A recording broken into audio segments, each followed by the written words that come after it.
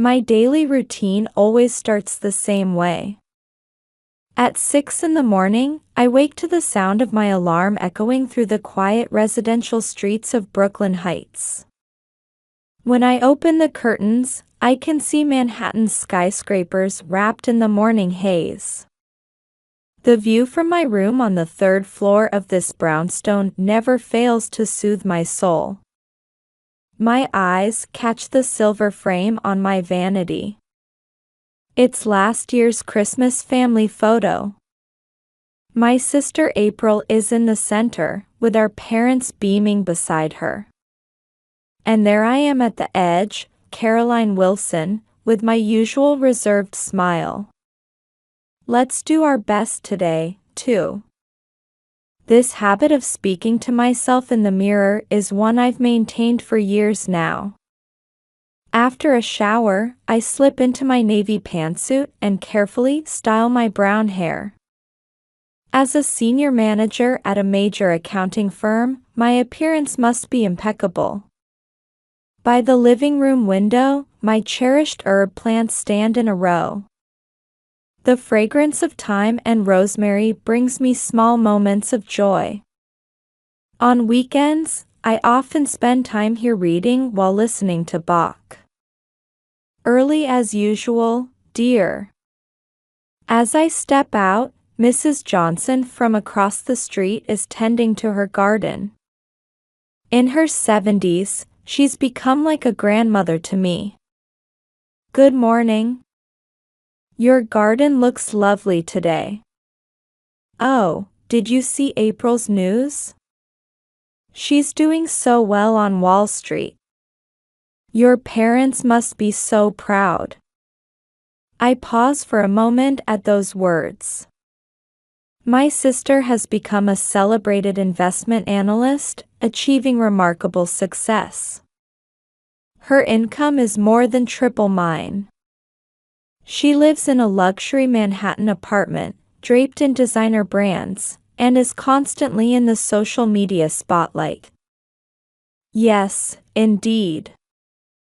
I respond with a smile, though I feel a slight tightening in my chest. Since childhood, our parents' affection has always been focused on April. Even when I got good grades, April's minor achievements were celebrated more enthusiastically.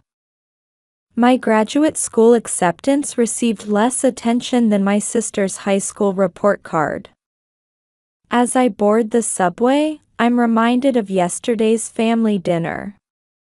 These Sunday family dinners continue as a tradition at our mother's insistence. April, darling, tell us about that wonderful news again. Mother was eagerly addressing my sister while serving the roast beef. Oh, it's nothing special. Just an award nomination. April maintained a modest front, though her eyes sparkled with pride. Caroline, why don't you follow April's example and be more proactive? At Father's words, I could only nod silently.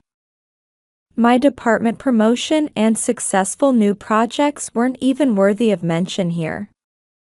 At the office, I'm enveloped by the usual busy atmosphere. Corporate audits, tax return reviews, staff supervision. Steady, reliable, honest, that's my motto. Ms. Wilson, could you check these calculations? Jessica, a new hire, approaches my desk hesitantly.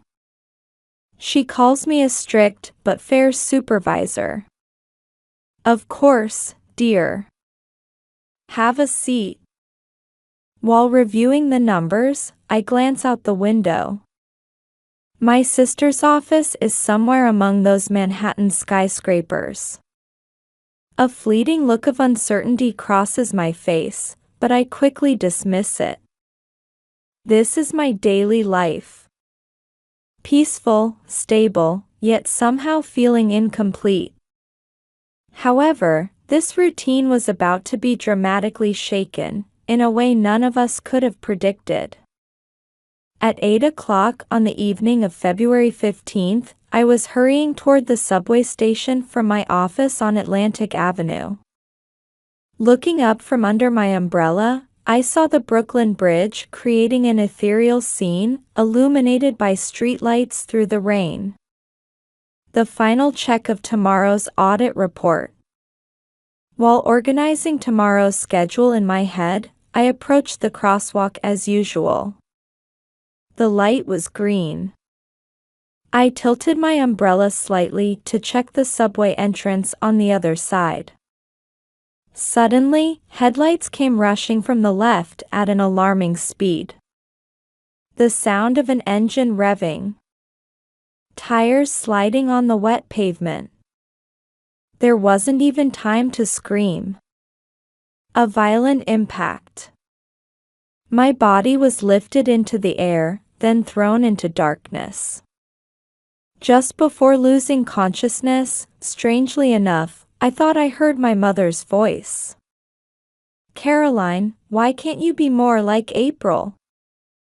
White ceiling. The smell of antiseptic. Regular machine beeps. "Ms. Wilson? Can you hear me?" My eyelids felt heavy. As my vision slowly came into focus, I saw a doctor in a white coat looking down at me with concern. "You've been in an accident and you're now at New York Presbyterian Brooklyn Methodist Hospital. It's been about 2 hours since you were brought in unconscious." A nurse was adjusting sensors on my body, recording vital signs on the monitor. The whole scene felt like it was happening in a distant world. When I tried to move, sharp pain shot through my body. My right leg was immobilized in a heavy cast, and the pain in my chest and abdomen made even breathing difficult. My face was bandaged where I apparently had lacerations.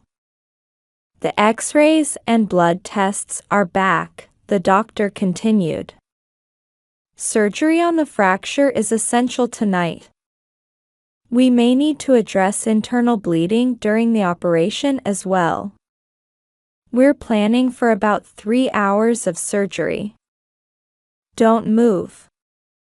You have full body contusions, a broken right leg, and several lacerations. Surgery is necessary tonight." My family. "Yes, we've contacted your emergency contacts." I felt a slight relief at those words. Surely my parents would come. At a time like this. Just after the nurse left after checking my phone rang. It was Mother. "Caroline?" "Mom. I've been in an accident." "Yes, the hospital called. But, listen." Mother's voice became hesitant. "Today is April's awards ceremony. She's receiving the Analyst of the Year award. It's a very important ceremony." "So?" For a moment, I couldn't comprehend what she meant. "We can't come to the hospital today because we have to attend the ceremony." "But I need surgery." As my voice trembled, Father took the phone. "Caroline, this is crucial for April's career. There are nurses there, aren't there?" Suddenly, I felt all strength leaving my body. "I understand." I managed to reply, fighting back tears. After the call ended, silence returned to the hospital room. Only the rhythmic sound of the drip remained. I turned on the TV with the remote the nurse had brought. As if fate was mocking me, there was my sister's awards ceremony being broadcast. The glamorous Cipriani Wall Street. April standing on stage in a dazzling dress under sparkling chandeliers.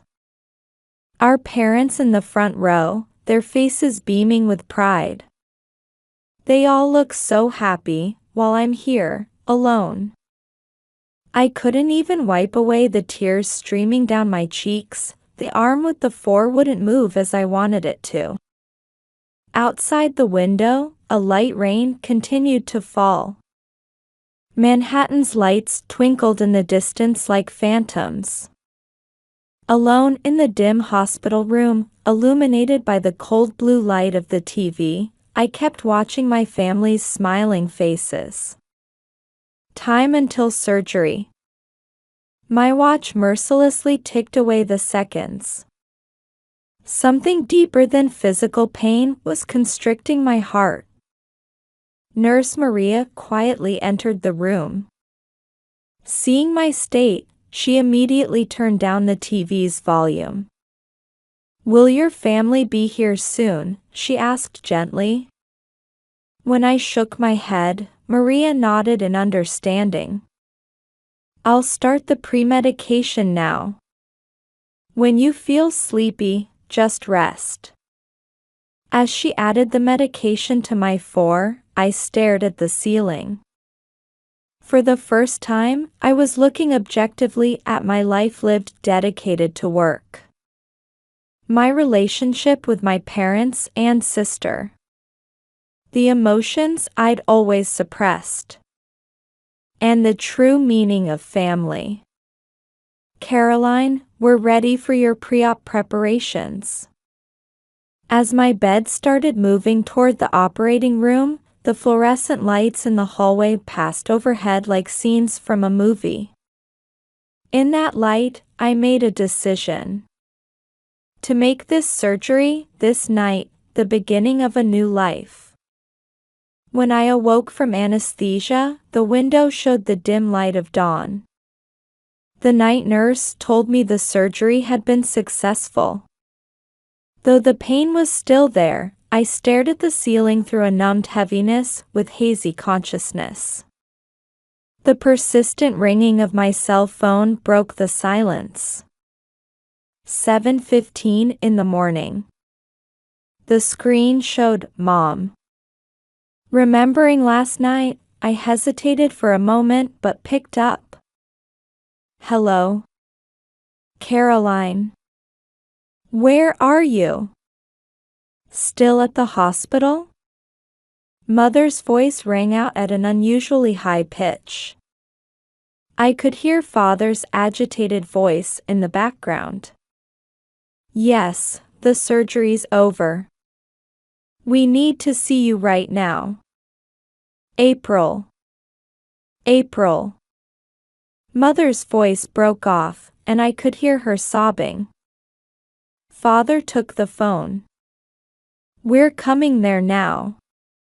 There's something important we need to discuss." "But visiting hours. That doesn't matter." I instinctively held the phone away from my ear at Father's shout. I'd never seen him so distraught. Before I could make sense of the situation, shocking news began playing on the hospital room TV. Breaking news: major investment firm uncovers massive fraud. Wall Street rising star April Wilson arrested. The screen showed my sister, who had been so radiant last night, now being led away by police. Still in her designer suit, she covered her face with both hands. The suspect is alleged to have misappropriated approximately $20 million in client funds for personal use. Evidence suggests the funds were spent on luxury cars, overseas travel, jewelry collections, and other lavish personal expenses. My mind went blank. Last night's awards ceremony. That smile. That radiance. Had it all been a lie? The hospital room door burst open. Despite it being before visiting hours, my parents rushed in. Mother hadn't even removed her makeup, and her eyes were swollen from crying. Father had lost his usual dignified demeanor, his shoulders slumped. "Caroline, please. Help April." Mother approached my bed and grabbed my hand with trembling fingers. "The bail is set at $3 million. We're putting up our assets as collateral, but it's not enough." Father continued, "We need to use your savings." My savings? The $1.8 million I had accumulated by working diligently as a senior manager and living modestly. Money I had saved bit by bit for future security. "We can't let April go to prison." Mother cried out hysterically. "She's still young. To ruin her life like this. If you give us all your savings, we can manage the rest somehow." Father's voice had returned to its usual commanding tone. I looked up at the ceiling. The sound of the Ford drip seemed unusually clear.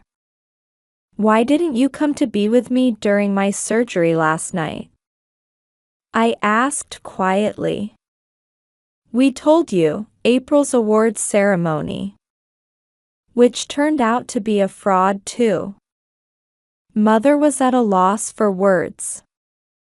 All this time, April's success was all that mattered.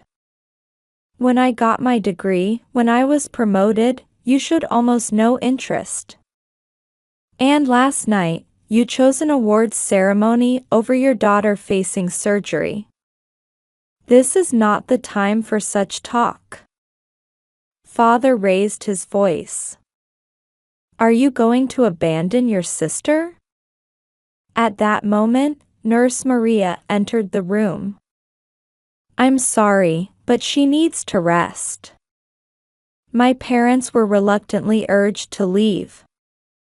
Before going, Mother turned back. "Think about it. April's life is at stake." In the hospital room that had returned to silence, I let out a deep sigh. Outside the window, New York City was beginning its usual bustle. While taking my blood pressure, Maria softly said to me, "Your body and mind's recovery is what's most important right now." I nodded slightly at her words.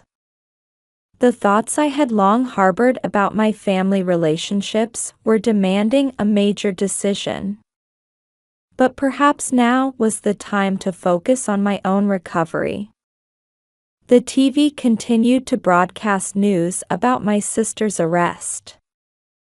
The truth hidden behind the facade of the brilliant investment analyst was gradually coming to light. And in my heart too, something was definitely beginning to change. 2 weeks later, I was riding the elevator to my parents' Manhattan apartment on the Upper East Side, leaning on my cane. Though the pain in my leg had eased, I was still far from full recovery. James Murphy, the lawyer, stood quietly beside me. He was my company's legal counsel and a trusted advisor. I had decided that legal expertise was necessary for today's discussion. "Are you ready?"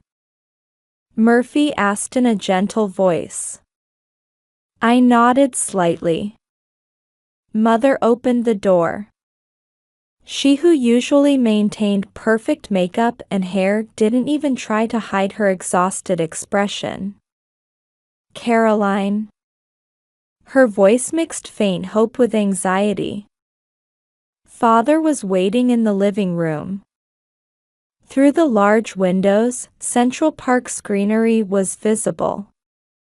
The view from this luxury apartment, once the family's pride, now felt somehow empty. "So you brought a lawyer?" Father said irritably. "Yes. This is also a legal matter." I answered calmly. I placed my cane beside the sofa and slowly sat down. Here's the report from April's defense team. Father picked up the documents on the table. The total amount of misappropriated funds may be more than initially reported. It could reach $25 million. Mother let out a small cry. But if we can just make bail. I looked straight into Mother's eyes. Paying bail won't make April's crimes disappear. She needs a chance to rehabilitate. Surely you understand. Mother cried out emotionally. Do you understand how I felt waiting alone for surgery in my hospital bed? My voice trembled slightly. Heavy silence dominated the room. Caroline, let's put the past behind us. Father said in a conciliatory tone. This is a time for family to unite. Family? A bitter smile involuntarily crossed my face. Did you ever once make me feel like family? I tried to stand up and pain shot through my leg. But this time, I could bear it. You rejoiced in April's flashy success while ignoring my steady efforts. You were intoxicated by your daughter's false glory and chose an awards ceremony over your daughter's surgery. And now you dare speak of a family? You've become such a cold person. Mother's eyes welled with tears. Are you going to abandon your sister? I responded in a quiet but firm voice. Abandon? I'm the one who's been abandoned all along. Murphy took out some documents. Ms. Wilson, let me explain the bail situation from a legal perspective. Father leaned forward. What are you getting at? At this point, April Wilson's alleged crimes go beyond simple misappropriation of funds. Murphy began explaining calmly. There are also suspicions of organized investment fraud, document forgery, and tax evasion. Even if bail is paid, there's an extremely high likelihood of additional charges. I added.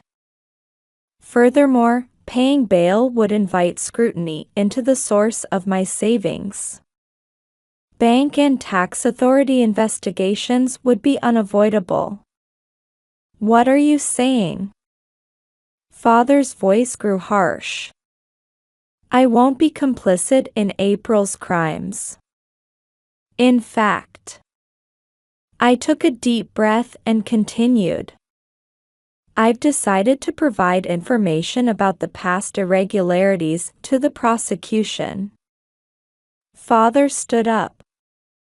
You're going to expose our family's shame. This time I raised my voice.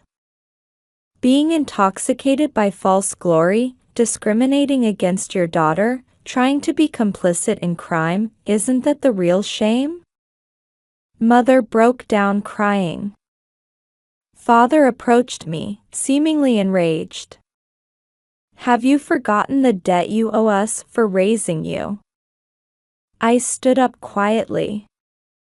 Without relying on my cane, on my own feet.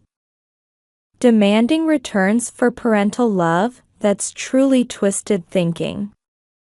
Get out! Father shouted. You're no longer my daughter. Yes, that's right, I said. Perhaps we were never truly family, even long before this. Murphy carried my bag and accompanied me to the elevator. You held up well, he said compassionately in the elevator. Yes. But I'm all right now.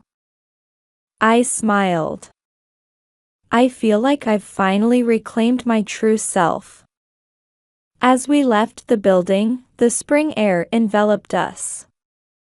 The trees in Central Park were beginning to show new buds.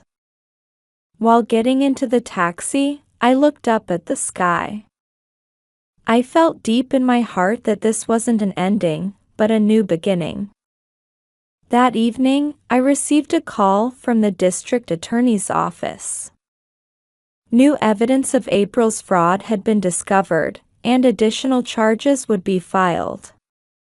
There were persistent calls from Mother, but I felt no need to answer them anymore.